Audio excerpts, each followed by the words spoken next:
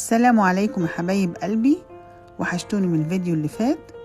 النهاردة عملت عيد ميلاد حفيدي وعملت بعض الحاجات على البوفيه، وقلت ان انا اوريها لكم، يمكن يكون فيها معلومة جديدة او نستفاد منه كلنا.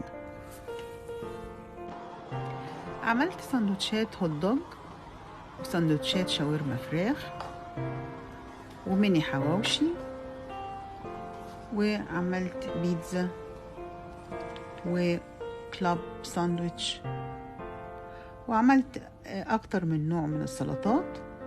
عملت روكا سلطة وجريك سلطة ودوريتوس سلطة. ان شاء الله هنسجل كل الفيديوهات للاصناف اللي احنا عملناها، وان شاء الله نستفاد كلنا من الفيديوهات دي.